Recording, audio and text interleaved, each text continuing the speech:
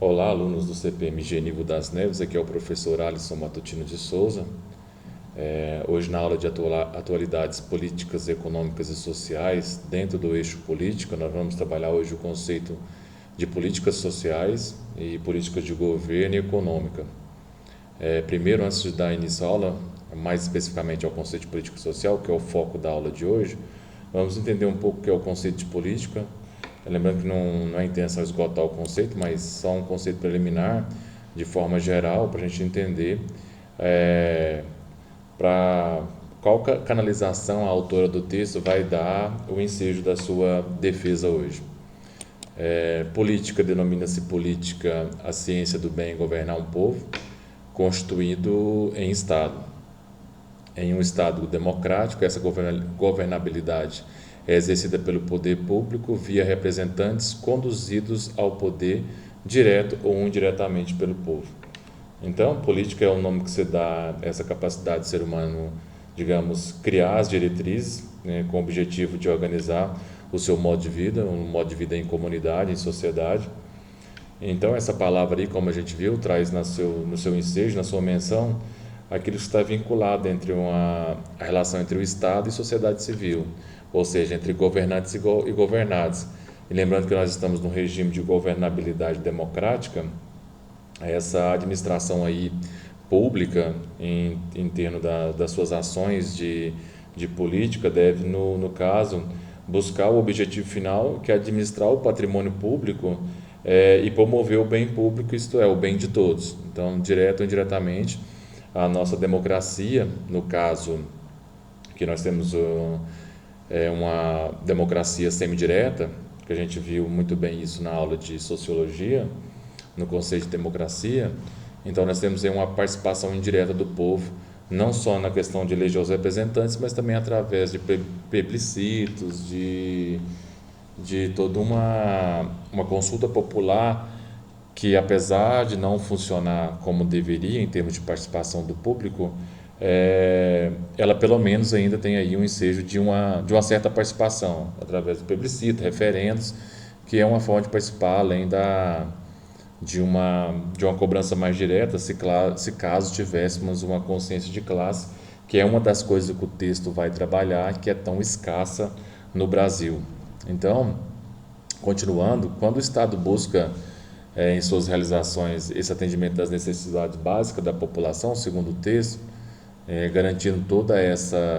esse rol de ações no que tange à assistência social, e isso está previsto na Constituição, se não me engano, no artigo 6º da Constituição, que vai falar desses direitos sociais que devem ser garantidos pelo Estado, visando aí,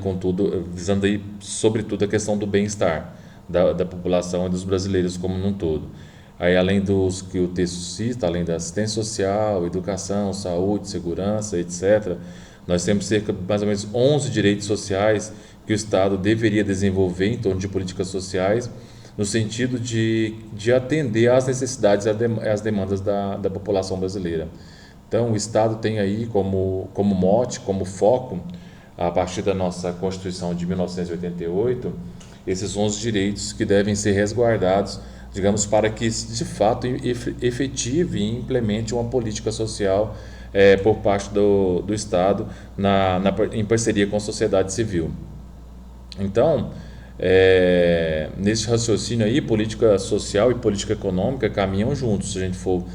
for minar aí um pouco o texto. Em que sentido? Pois para você fazer qualquer política social,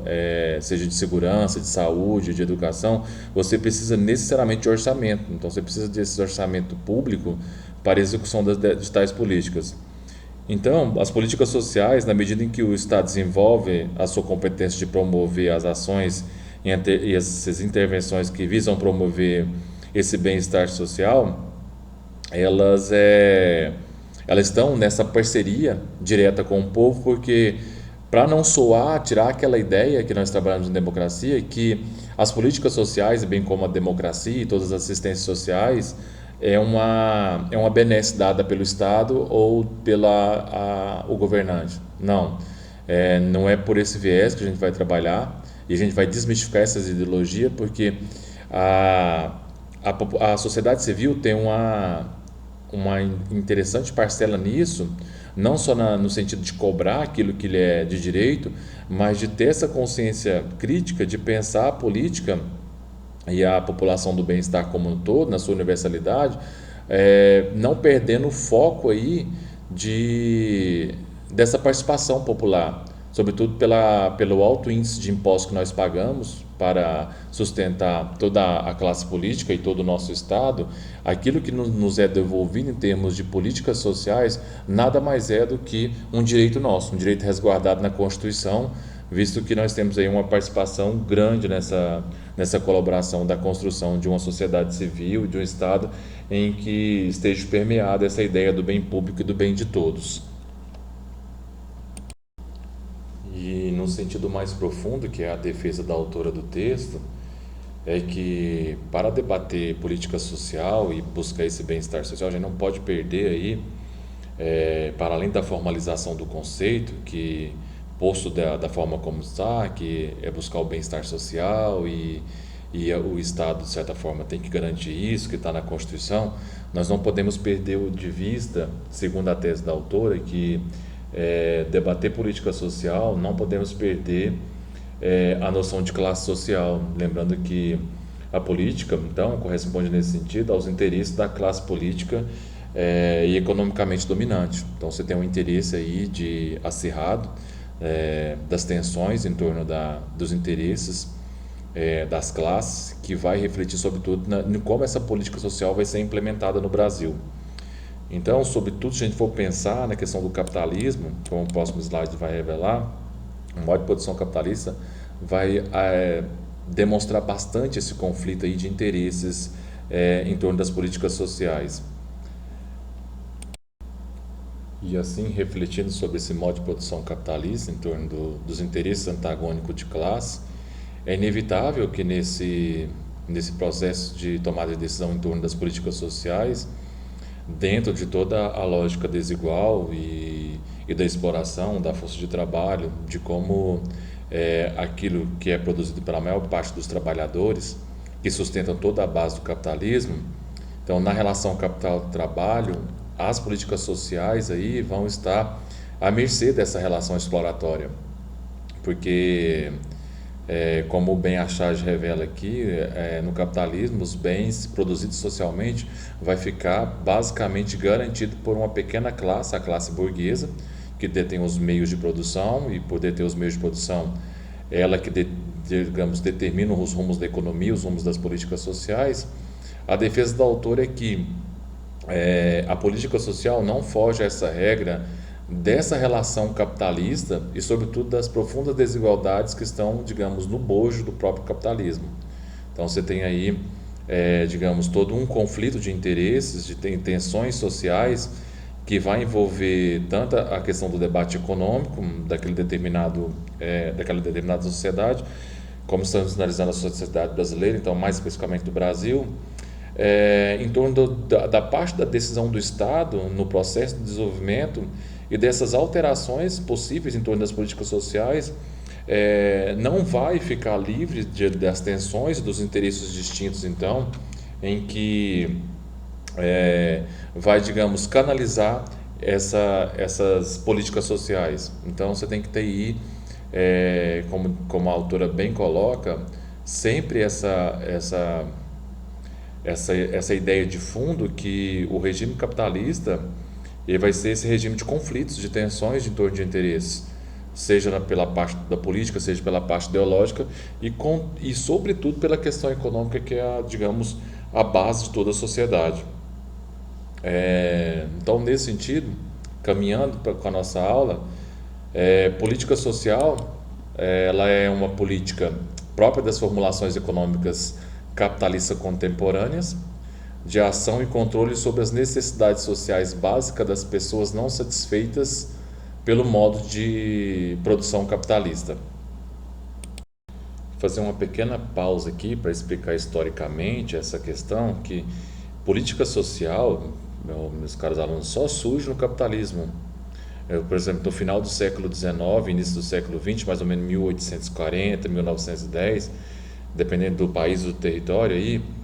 surgem as políticas sociais. Por que ela surge? A sociedade capitalista que produz riqueza, como a gente estou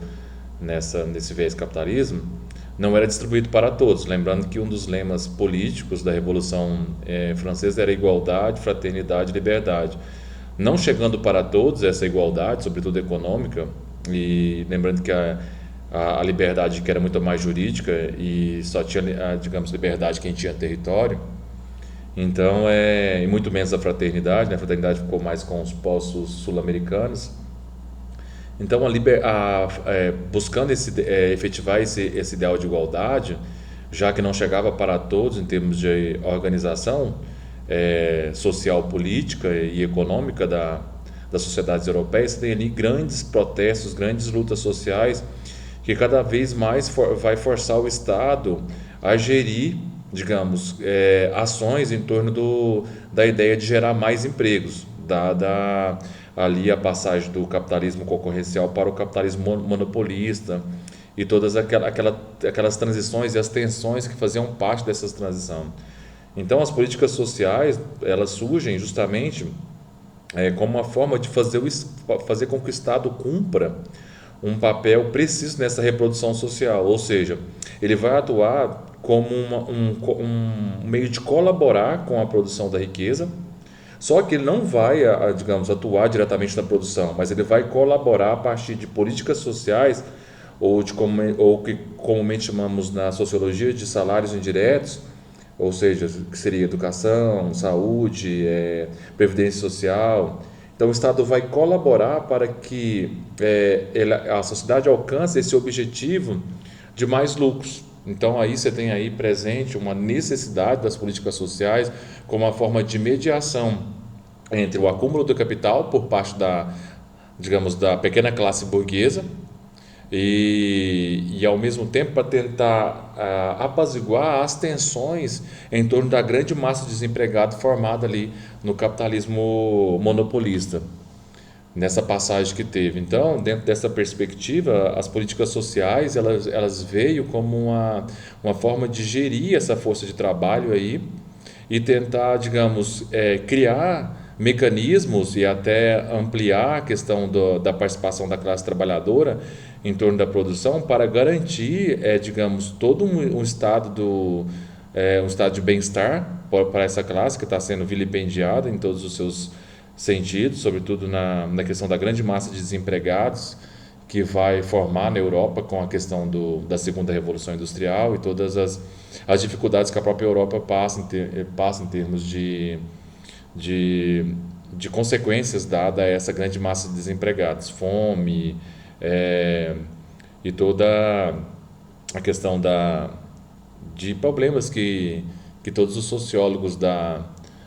no início da sociologia vai se deter, que é o problema da prostituição, do alcoolismo, que são derivados de toda essa relação entre capital e trabalho que não está dando conta, digamos, de alcançar esse bem-estar social e está causando, digamos, grandes problemas para a Europa nesse sentido. Então, só para ficar claro o que é a política social dentro desse âmbito conflituoso do sistema capitalista, ela vem como um instrumento, um auxílio, um socorro por parte do Estado, pensando nessa ideia de instrumento, que o Estado tem para fazer com que, diante desse enfrentamento dessa gestão multifacetada das questões sociais inerentes na Europa e em todos os processos que até no Brasil vai ser enfrentado, como um instrumento utilizado no modo de produção capitalista pelo Estado para, digamos, equilibrar e buscar uma certa aliança com a burguesia para contribuir, que de certa forma a burguesia reproduz essas relações sociais. Então, para reproduzir essas relações sociais no sentido material, subjetivo e espiritual dessa força de trabalho. Então, buscando aí melhores salários em termos de ações efetivas, buscando melhores salários, garantias salariais, proteção para o trabalhador, questão da insalubridade, as garantias, 13º, descanso semanal, horas trabalhadas, todas essas questões que, na verdade,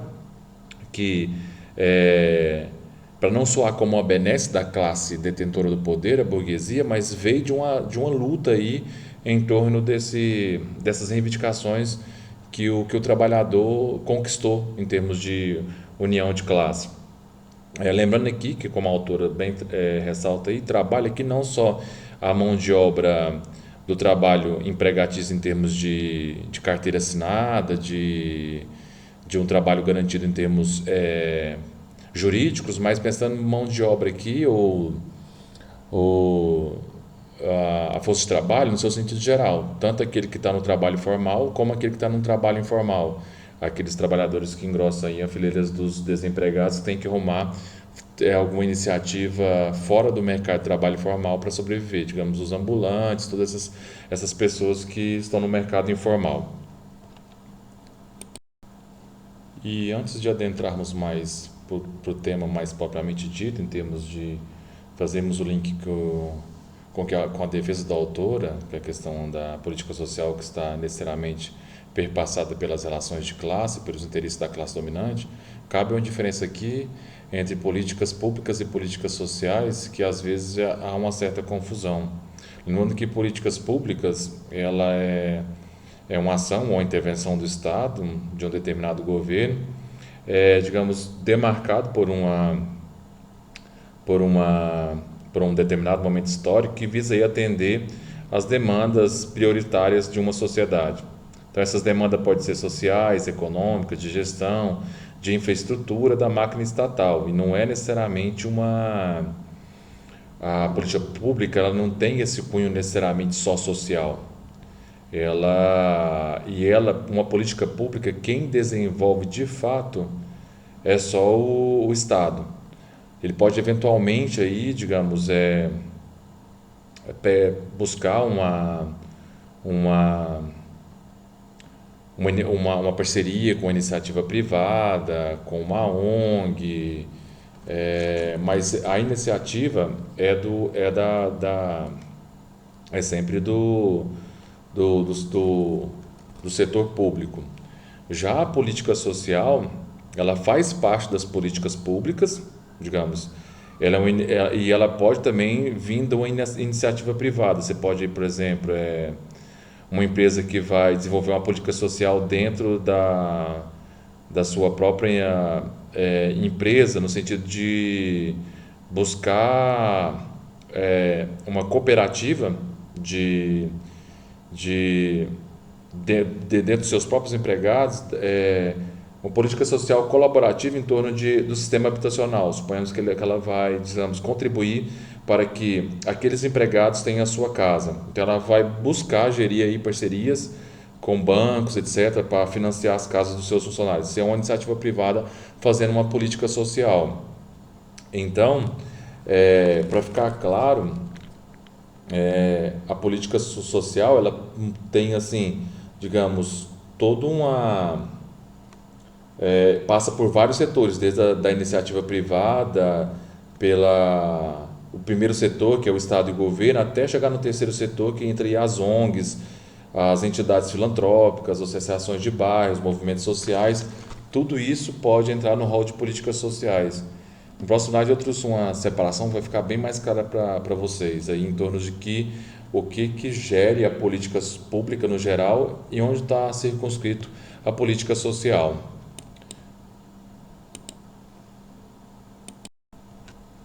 Então, as políticas públicas sempre vai partir do Estado.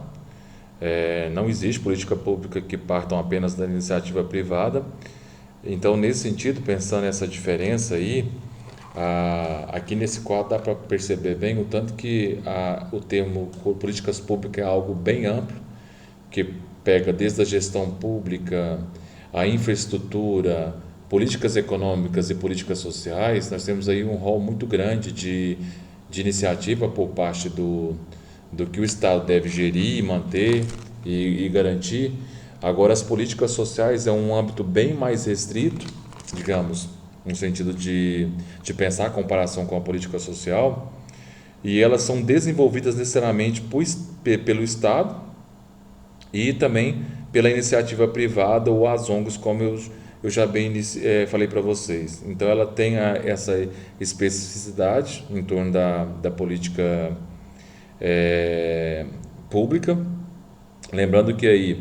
você tem uma interessante ligação entre as políticas sociais e as políticas econômicas, porque todas as políticas sociais vão depender necessariamente de como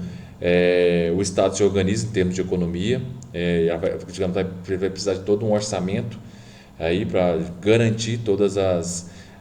políticas sociais que estão descritas na nossa Constituição, naquele artigo 6º que eu bem citei para vocês. Então, nesse sentido, pensando por esse viés da diferença entre política social e política pública, as políticas sociais ela tem essa especificidade, pois nós vamos, é, digamos, desenvolver, o Estado vai desenvolver em parcerias com os vários setores da sociedade, políticas sociais, e o interessante vai ser pensar essa política visando o bem-estar da população brasileira e de qualquer território aí que insira esse modelo de política social. Antes de prosseguir, eu gostaria de fazer algum adentro, que no Brasil tem assim, um certo preconceito com relação às políticas públicas, porque as pessoas tendem sempre a colocar as políticas públicas, associá-las a um processo de assistencialismo. Então, fica meio conservador pensar como se a política pública fosse uma ajuda do Estado ao pobre. Não, não é isso. A política pública ela afeta tanto o rico como o pobre. Ela afeta todas as classes sociais, porque toda a sociedade está envolvida em todas as áreas, das questões econômicas, sociais, passando pelas questões de lazer. Então você tem aí todo o envolvimento das questões sociais específicas digamos que determinada política vai influenciar necessariamente na vida de uma pessoa. Então, de um modo geral, política pública é todo esse conjunto de programas, de ações governamentais, com a participação do setor privado, é claro, como eu disse para vocês, que visa, de certa forma, garantir essa cidadania. Então, não está ligada somente a uma classe, a política pública. Agora, a política social é mais específica ainda. Então, ela vai servir, como a gente pode bem ver aí, para atender a demanda de vários problemas sociais. Tanto pode ser um problema de escassez, um problema de excesso. Por exemplo, você tem um alto índice de tráfego de carro, por exemplo, em São Paulo. É um problema de excesso. Você vai ter que fazer, igual o governo de São Paulo, a rotatividade com relação aos finais das placas, visando aí tanto a questão ambiental, até mesmo a questão do fluxo da cidade para evitar congestionamento. Você pode ter também uma escassez em torno do sistema habitacional. Você vai criar algum programa, como o programa que a gestão do Lula e da Dilma fez, que é a gestão da Minha Casa Minha Vida. Então são sempre essas políticas sociais que visam atender alguma demanda social, que no caso envolve tanto o rico como o pobre. Então, esse conjunto de ações governamentais podem tanto ter apoio das entidades civis, como eu disse para vocês, quanto das entidades públicas do sistema público, é claro. Então, ela tem esse viés político, como a gente pode perceber aí, da questão da gestão, do ponto de vista de imprimir umas características ideológicas e ao mesmo tempo ela também pode ser administrativa, se a gente for pegar a questão da gestão pública. Esses viés administrativos, como elas servem como um viés burocrático, essas instituições públicas que estão nesse comando, elas vão sempre, digamos, ver do ponto de vista administrativo, em que medida aquela política pública ela é viável. Aí você tem que ver a questão da política econômica, em que medida o Estado tem um orçamento para garantir a execução da política pública, se tem uma infraestrutura em termos disso para dar conta de que a política seja executada. Então você tem aí todo essa amplitude que a política pública traz em torno do seu conceito. Então, é bom a gente resguardar essa diferença para a gente não digamos, confundir o que é política pública e o que é política social. E, na sequência, funilando um pouco mais a temática do texto, na relação das políticas sociais, buscando o viés marxista de análise, a autora vai mostrar que há uma problemática aí das políticas sociais em torno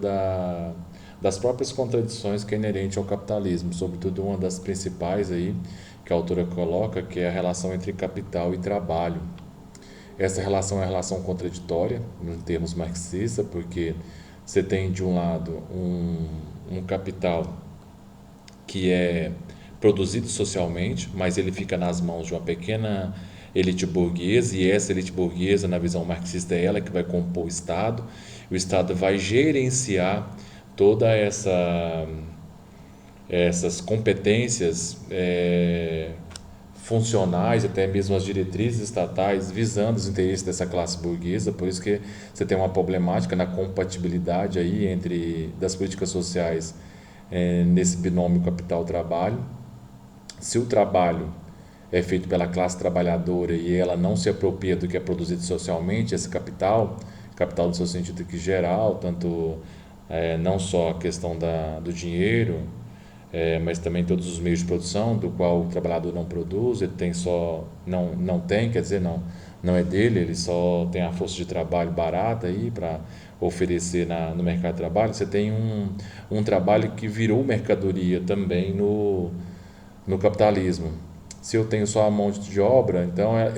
o trabalho aí vai estar preso a todas as vicissitudes e a lei da oferta e da procura, que é própria do mercado, como bem Adam Smith colocou lá sobre as leis que regem o mercado. Então, a contradição está posta nessa relação das políticas sociais, porque pensando por esse viés que assola todas as relações nossas, sobretudo as relações sociais, a questão desse binômio contraditório da relação capital-trabalho, que perpassa também a questão das classes sociais, esses antagonismos de classe.